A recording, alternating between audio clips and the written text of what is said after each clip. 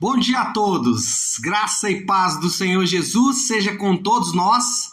Uma ótima sexta-feira para todos. Hoje é dia 19 de novembro de 2021. Seja muito bem-vindo ao nosso devocional de hoje. Devocional de hoje que tem o tema A Fidelidade de Deus. Essa semana falamos aí de atributos de Deus, né? Falamos sobre soberania, a ação e hoje vamos falar sobre a fidelidade de Deus. Esse assunto está ligado ao livro de Esther, ao estudo que estamos falando, ao estudo que estamos fazendo do livro de Esther. E hoje nós vamos falar dos capítulos 9 e 10, finalizando mais um livro aí na nossa maratona de leitura bíblica, caminhando muito bem aí na leitura anual de toda a Bíblia. Bom, em todo o relato do livro de Esther, já que estamos falando aí do livro de Esther, nós vemos Deus, ele agindo de forma perfeita na vida das pessoas. Todo o relato do livro de Esther, ainda que o nome de Deus, ainda que a referência ao nome de Deus não apareça no livro, você não tem nenhuma vez a palavra Deus, ou até mesmo a palavra Senhor, que é uma palavra usada com frequência no Antigo Testamento para se referir a Deus. Ainda assim, durante toda a narrativa nós percebemos a ação de Deus, nós percebemos a fidelidade de Deus em vários momentos da narrativa do livro de Esther. E depois de uma história de um livramento incrível, só para lembrar, nós temos um decreto do primeiro-ministro, né, da corte, se podemos chamar Amã dessa forma, esse decreto dizendo que o povo de Israel, dizendo que o povo de Deus deveria, num dia determinado, ser completamente exterminado da terra. Essa era a notícia final, esse era o ponto final da história ali no livro de Esther. Porém, de forma absolutamente incrível, Deus promove uma reversão dessa história, levanta Mardoqueu, usa Esther, que já fazia parte ali da corte como rainha, levanta Mardoqueu para ser honrado e também para ocupar o cargo que antes era de Amã como primeiro-ministro. Então Deus faz uma profunda reversão dessa história e o que deveria ser um dia de extermínio completo do povo de Deus, alguns eruditos vão dizer que, na verdade, Deus, de forma preciosa, dá oportunidade para o povo de Israel fazer o que Saul não fez, que é eliminar os amalequitas. É um povo inimigo, historicamente inimigo do povo de Deus, e é exatamente isso que acontece ali. O povo de Deus então tem essa oportunidade e acaba fazendo aquilo que Saul não fez. Agora, o que nós percebemos é a fidelidade de Deus de forma evidente em toda a narrativa. Em toda a narrativa, nós vamos perceber o quanto Deus é fiel. E aqui nos capítulos 9 e 10, nós temos o dia do Purim, que é o dia de relembrar a fidelidade de Deus. Olha o que o versículo 22 do capítulo 9 diz. Esther 9, 22. Pois nesses dias os judeus livraram-se dos seus inimigos. Nesse mês a sua tristeza tornou-se alegria e o seu pranto num dia de festa. Escreveu-lhes dizendo que comemorasse aquelas datas como dia de festa, dia de alegria, de troca de presente e de oferta aos pobres. Então, aquele dia chamado dia do Purim fica então determinado como o dia de relembrar a fidelidade de Deus. Agora, preste atenção no que eu vou dizer. Nós somos rápidos em esquecer. Isso é verdade ou não é? Nós nos esquecemos rapidamente das coisas, nós nos esquecemos rapidamente até mesmo das nossas vitórias. Nós nos esquecemos com grande frequência da fidelidade do amor de Deus. Isso acontece, nós sabemos disso. Nós somos rápidos em esquecer. Às vezes, algumas coisas que precisaríamos esquecer não fazemos, e coisas que não deveríamos nos esquecer acabamos fazendo. Por isso, Deus, ele estabeleceu ali, ou Mardoqueu, estabeleceu ali esse dia, que seria um dia nacional de relembrar, seria um dia nacional do povo comemorar aquela grande vitória, seria o dia do povo comemorar a fidelidade de Deus. Por isso foi estabelecido um dia, um feriado, foi estabelecido uma comemoração nacional da nação de Israel para relembrar a fidelidade de Deus. E aí você fala, pastor, será que nós não deveríamos também celebrar o dia do Purim? Será que a gente não deveria fazer aí como os israelitas fizeram, né? Será que a gente não deveria também deixar um dia reservado para nós nos lembrarmos da fidelidade de Deus? Bom, nós já temos isso. O Senhor Jesus, ele deixou para mim e para você o nosso próprio dia do Purim. Ele disse, quando tomou a ceia, na verdade Paulo também vai se referir a isso, como fazer isso em memória de mim. Ou seja, todas as vezes que nós tomamos o pão, todas as vezes que nós pegamos o cálice, nós relembramos a morte do Senhor até que ele venha. Ou seja, a ceia e o batismo são formas de nós nos lembrarmos da grande fidelidade de Deus. Por isso que quando celebramos a ceia, por isso que quando celebramos o batismo de alguém, ou quando batizamos alguém, nós somos forçados a nos lembrar da grande fidelidade de Deus.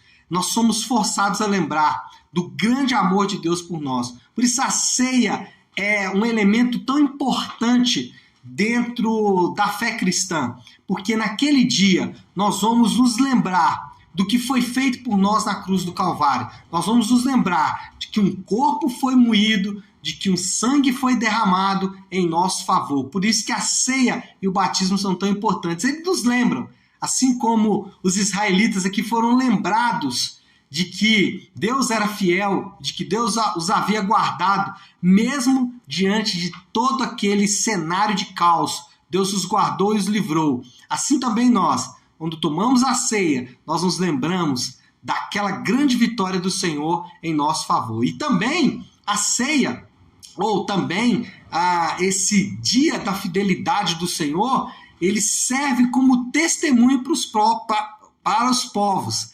A fidelidade de Deus para com o seu povo ali na cidade de Suzã, na capital do império, ou em todo o império, a fidelidade de Deus ela serviu como testemunho para que as pessoas se voltassem para Deus, mesmo pessoas de outros povos. Olha que interessante o versículo 27, Ester 9, 27, diz assim: os judeus decidiram estabelecer o costume de que eles, os seus descendentes, agora olha o detalhe, e todos os que se tornassem judeus não deixassem de comemorar anualmente esses 2 dias. Então, a fidelidade de Deus para com o seu povo serviu de testemunho para os povos. Um exemplo que a gente pode dar aqui, e que é muito interessante, durante a perseguição, massacre aos judeus, especialmente lá no Império Romano, existem diversos relatos de soldados romanos que estavam ali prontos para matar os cristãos, soldados romanos que estavam prontos a conduzir os cristãos à arena, onde esses cristãos seriam massacrados por feras, seriam assassinados, seriam usados como sacrifício humano para o deleite dos romanos. Esses soldados que estavam ali para conduzir os cristãos, ao perceber a fidelidade daqueles cristãos, ao perceber que aqueles cristãos se mantinham fiéis a Deus, muitos soldados largavam as suas espadas, tiravam ali as suas vestimentas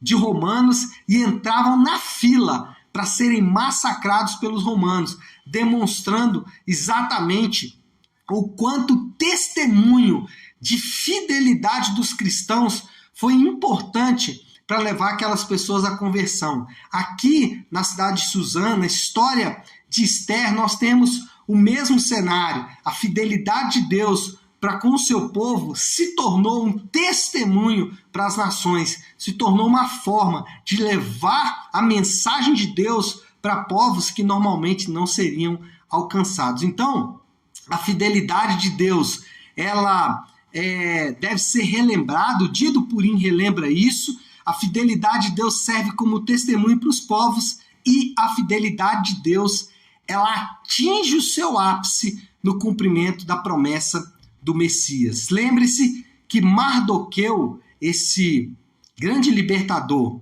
Mardoqueu que foi usado aqui por Deus, Mardoqueu que foi levantado, ou Mordecai em outras versões, é o mesmo indivíduo, ele aponta, ele nos direciona para um libertador definitivo.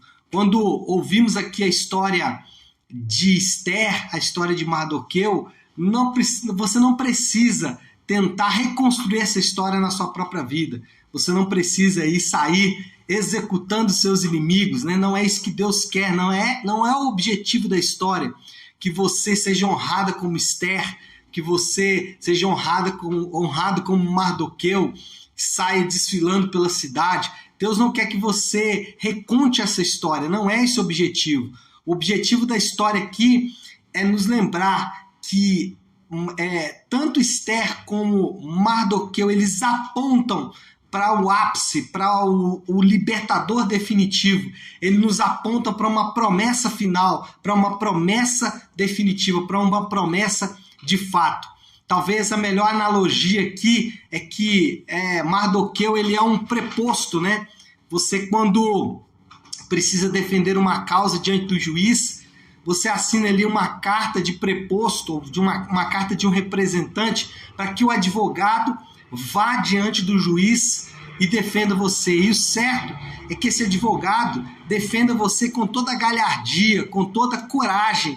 Esse advogado faça o melhor para defender você. Esse advogado é o seu representante, é como se você estivesse lá. Mardoqueu é um representante de Deus. Ele foi enviado ali para ser o representante de Deus. Porém, ele ainda não estava ali não era o libertador definitivo. Ele não era, então, aquele que de fato cumpriria toda a promessa de Deus. Viria outro. A história de Mardoqueu aponta para outro que viria no futuro. E esse sim seria o libertador definitivo. Esse seria aquele que manifestaria a presença de Deus de forma definitiva entre os povos. Então, para finalizar, a conclusão aí que nós temos é que a fidelidade de Deus é uma marca distintiva do seu povo, não a nossa fidelidade. E glória a Deus por isso. A fidelidade de Deus é uma marca que distingue o povo de Deus de todos os outros povos. De todos os outros povos do mundo, o povo de Deus ele é marcado, ele é construído a partir da fidelidade de Deus. E isso é singular, porque todos os povos, todas as religiões, elas são baseadas na fidelidade de homens. E a fidelidade daqueles homens constrói aquela fé. No nosso caso, não. A nossa fé, ela não é baseada, ela não é marcada pela fidelidade de homens, mas ela é marcada pela fidelidade do próprio Deus. E isso é maravilhoso porque isso nos distingue. Isso nos torna, de fato, separados, santificados. Porque o que marca a nossa vida não é a nossa fidelidade, mas é a fidelidade de Deus, e isso é maravilhoso. Então, o que nós temos aqui é um dia para lembrar a fidelidade de Deus. Nós fazemos isso através da ceia e do batismo. A fidelidade de Deus é testemunho para os povos e a fidelidade de Deus aponta para Jesus, que foi fiel em todos os seus caminhos, que permaneceu fiel até o fim. Então, essa é a história que nós temos aqui na vida de Esther e também na vida de Mardoqueu. E essa é a marca que distingue o povo de Deus. Nós somos o povo que somos alcançados pela graça fiel de Deus. Mesmo quando somos inteiramente infiéis, Deus permanece fiel, e essa é a marca do povo dele, essa é a marca do povo de Deus, a fidelidade de Deus. Bom, qual é a aplicação final que a gente pode fazer aqui? Como a gente pode aplicar esse texto à nossa própria vida? eu estava aqui orando, pensando, estava aqui meditando na fidelidade de Deus, e eu comecei a olhar para a minha própria vida e perceber nos detalhes o quanto Deus foi fiel, não só em me salvar, não só em me livrar das garras do pecado e da condenação eterna a qual eu estava destinado por causa do pecado, não só em me tirar desta condenação e me livrar das garras da morte, não, mas também ao cuidar de cada detalhe da minha vida, me guardando, me livrando e sendo fiel, sendo cumpridor das suas promessas. Então, ao olhar para a sua própria vida, ao olhar para a sua vida nessa manhã, perceba a fidelidade de Deus. Talvez o maior desafio nosso aqui nessa manhã seja isso. Olhar para a nossa própria vida e perceber o quanto Deus é fiel. E ao fazer isso, ao perceber o quanto Deus é fiel, e você pode fazer isso nessa manhã, você pode parar um instante e começar a perceber o quanto Deus foi fiel à sua vida em cada um dos detalhes. O quanto Deus foi fiel na sua vida em cada momento da sua vida. E isso deveria nos fazer romper em adoração, deveria nos fazer romper em louvor, em declaração de quanto Deus é maravilhoso e alegrar o nosso coração.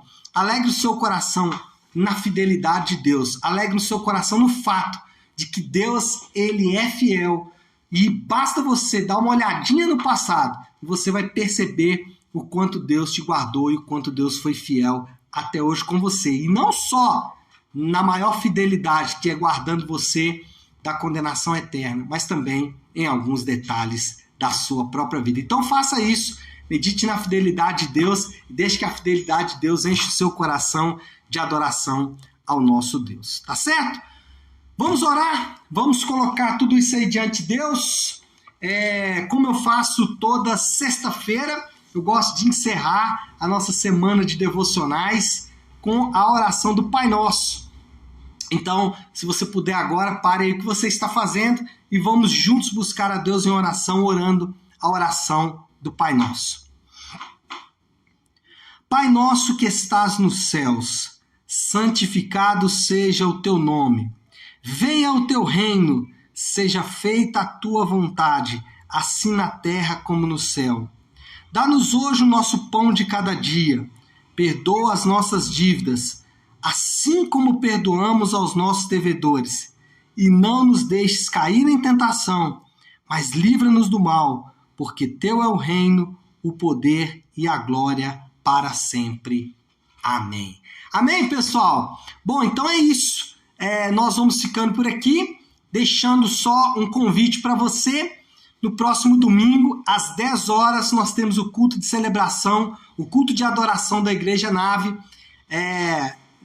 Todos os domingos, às 10 da manhã. Nesse domingo, nós estaremos juntos e eu te convido para estar conosco domingo, às 10 da manhã, no culto de celebração, no culto de adoração da Igreja Nave, tá bom?